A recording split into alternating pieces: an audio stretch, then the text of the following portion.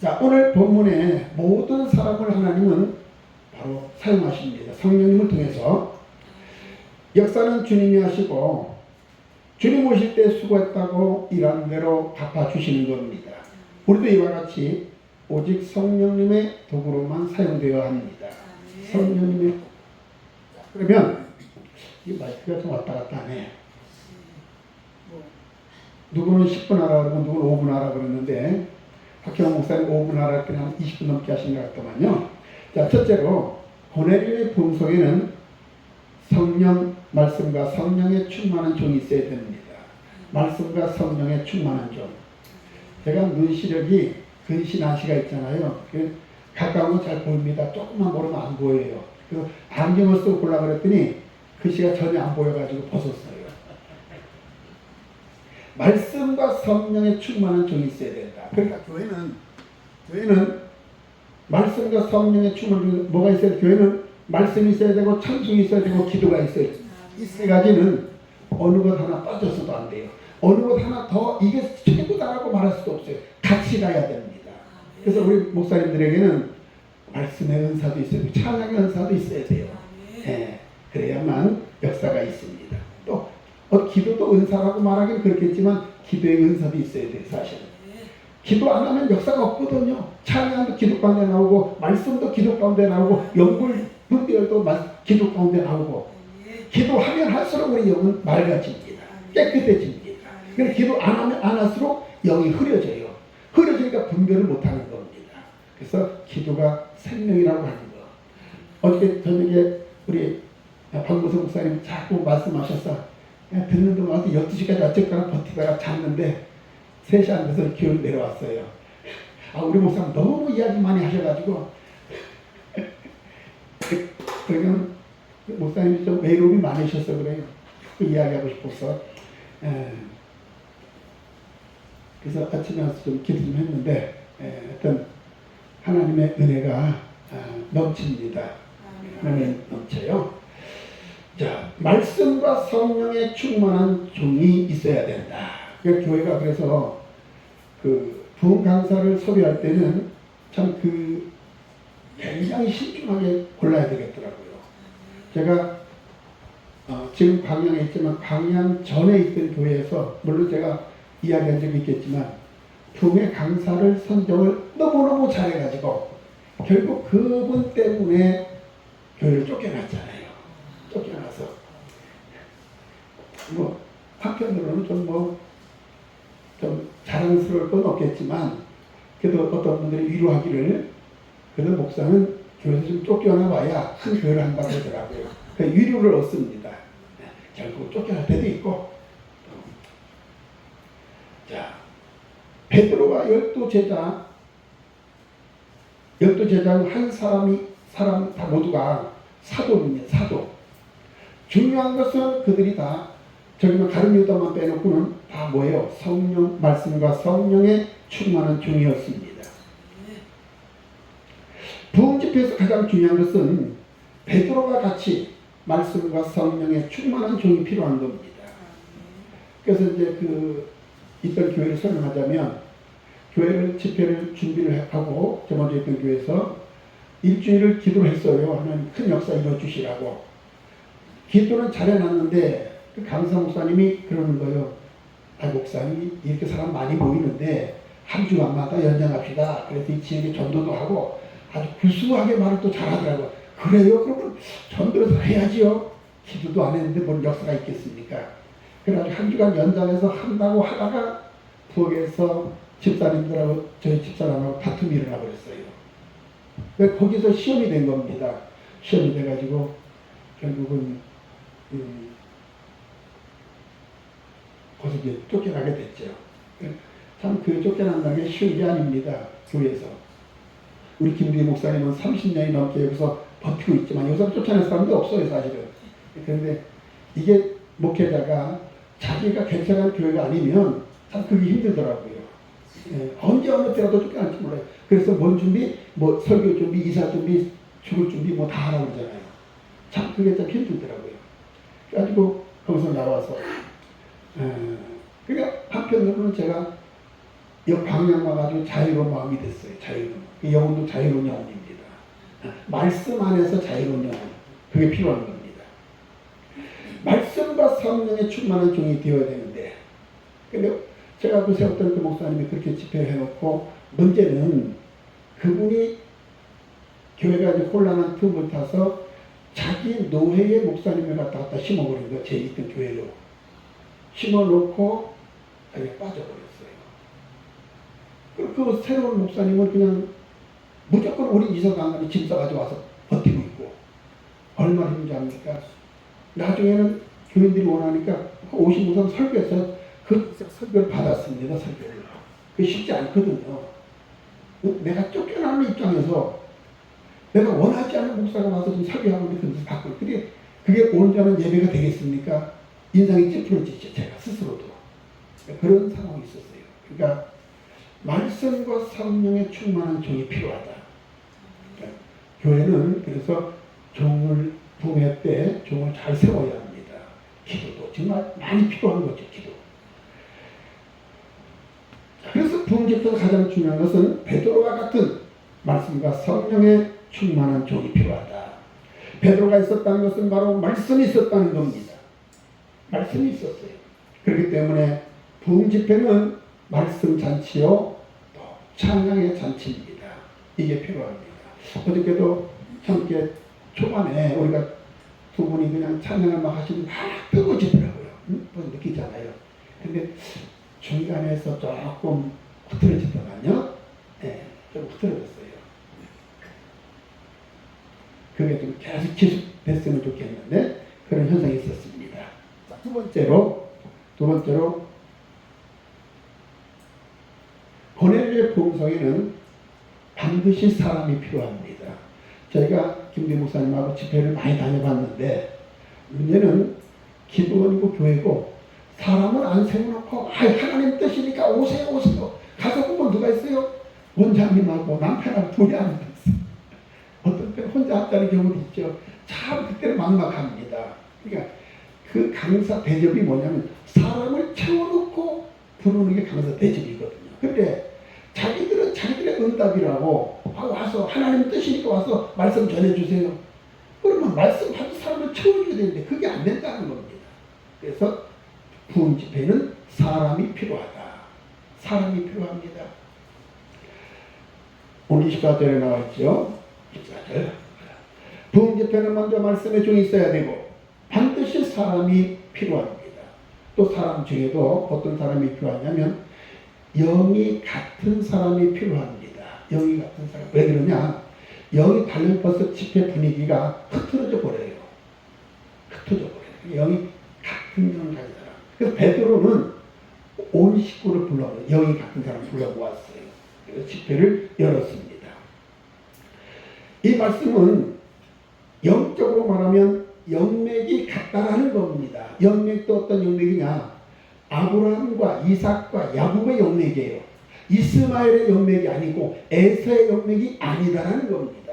이 영맥이 필요한 겁니다. 영맥이. 그렇기 때문에 부흥 집회는 우리들도 은혜를 받아야 되지만 일가와 가까운 친척들을 데리고 와서 은혜를 받게 해야 된다는 겁니다. 저는 이 찬양 집회는 그렇게 홍보를 많이 안 했는데 8월 달에 있을 부흥 집회는 제가 계속 홍보하고 아는 분들한테 카톡 보내고 그 내용을 지금 그 박경호 목사님이 만들어줘가지고 계속 보내고 있거든요. 왜냐하면 한 사람이라도 더 오게 하려고. 그 집회가 대단한 집회입니다. 이게 세상에 육적인 집회가 아니고 영적인 집회이기 때문에 그 집회이기 때문에 사실 우리 김대 목사님 앞은 한 부분은 그런 점도 속해 있어요. 왜? 악한 말을 공격을 하거든요. 이 지역에 지금 코로나 이후 집회를 안 했거든. 교회가 잠잠히 있었어요. 그러니까 뭐 찬양 집회를 하고 부흥 집회를 한다고 하니까 지금 얼마나 혈안이 돼 있겠습니까? 이 집회를 통해서 정말로 영육이 치료받고 하나님 은혜가 임하는데 이것을 막기 위해서 도전합니다.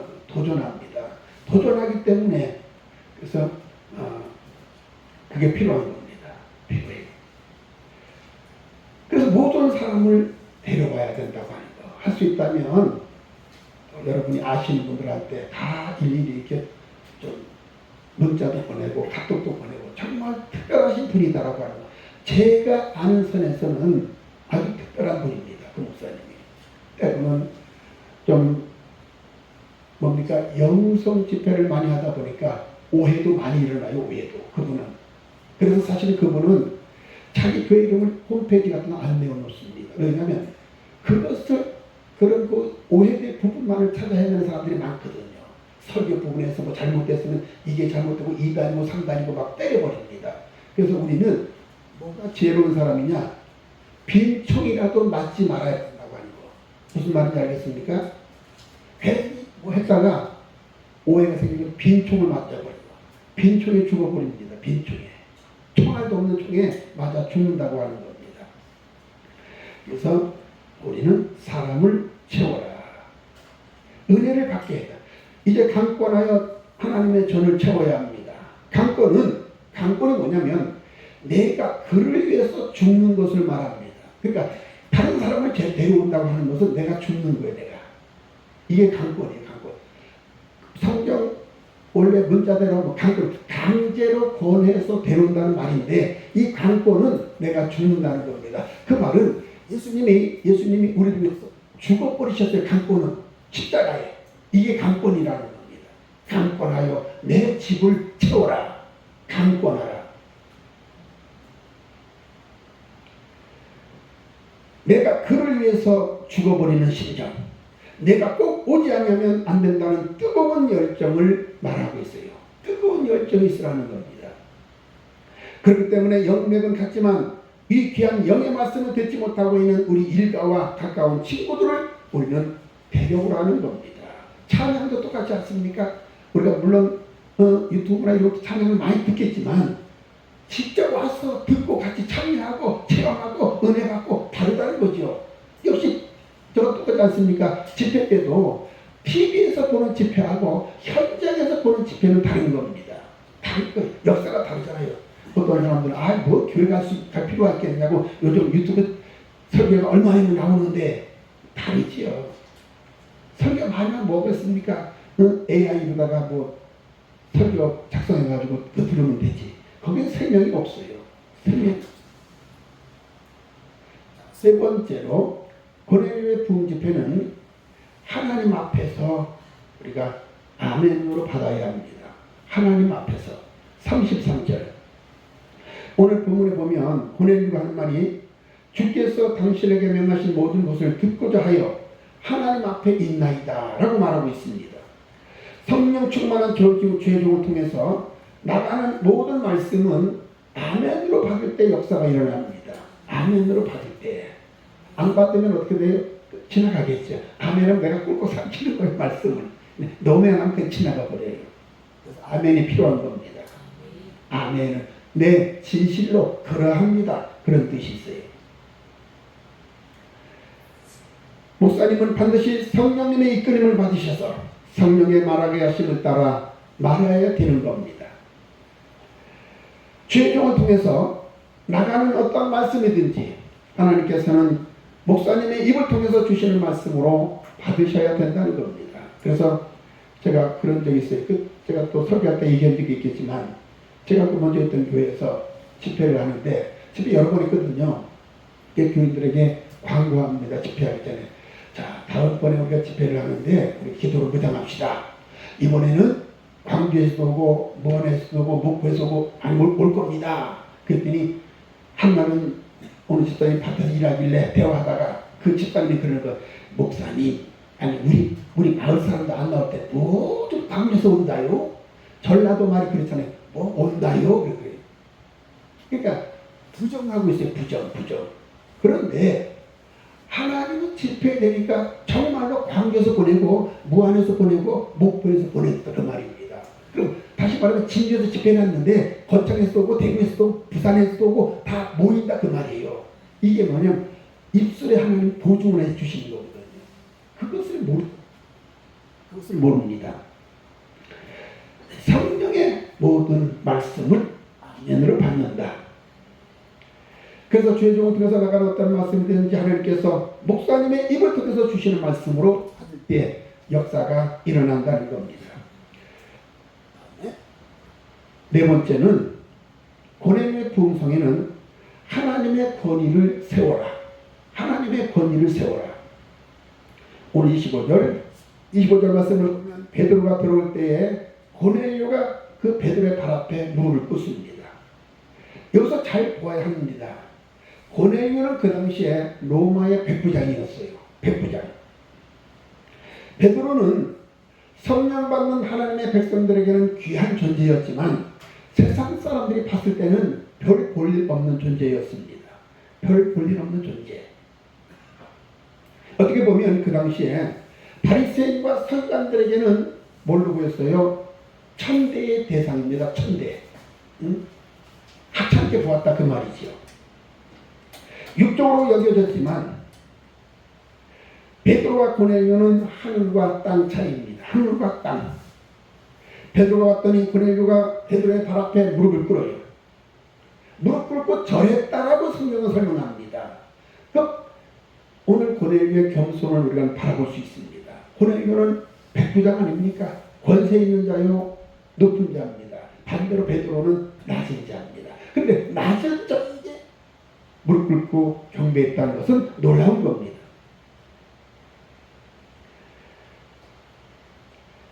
그래서 하나님 앞에, 즉 주의 종 앞에 순종해야 된다는 말이 거기에 있는 겁니다. 주의 종 앞에 순종하는, 하나님 앞에 순종하는 것 때문에 그렇지. 이것이 오늘 기독교의 복음입니다. 영적인 우선순위, 순위가 바로 되어야 된다고 하는 것. 다음에 다섯 번째, 고넬료의 부흥성에는 수위를 더 유하기를 청하니라. 은혜가 얼마나 많이 쏟아지면 더 남아서 우리에게 말씀을 전해주세요. 그랬을까요? 아마 그런 집회가 오늘날 많지 않잖아요. 목사님 또 말씀을 전해주세요. 그런 사모하는 영들이 많이 있어야 합니다. 죄중에 선포하는 말씀은 하나님 앞에 있는 것처럼 아멘하고 받습니다. 하나님의 권위를 세워야 합니다. 이렇게 했더니 마지막에는 생명 역사가 일어났고 거기에 성령의 충만함이 임합니다. 어떠한 상황 속에서도 하나님께서 과연 무엇을 말씀하고 있는가를 우리가 찾아서 순종만 하면 하나님께서는 역사해 주십니다. 이 집회를 통해서 하나님의 놀라운 축복 역사가 있기를 주의 이름으로 축원합니다. 기도합니다. 하나님 아버지 감사합니다. 오늘 고넬료의 부흥성에 먼저 말씀과 성령의 충만한 종이 있어야 되고 사람이 필요하고 하나님 앞에서 아멘으로 받아야 하며 하나님의 권위를 세워야 합니다. 그리고 더 우리에게 말씀을 전해주세요. 수위를 더 유하는 역사가 있어야 됩니다. 이런 역사를 이루어가는 우리 모두가 될 수 있도록 축복하옵소서. 우리를 구원해 주신 예수님 이름으로 기도 올리옵나이다. 아멘.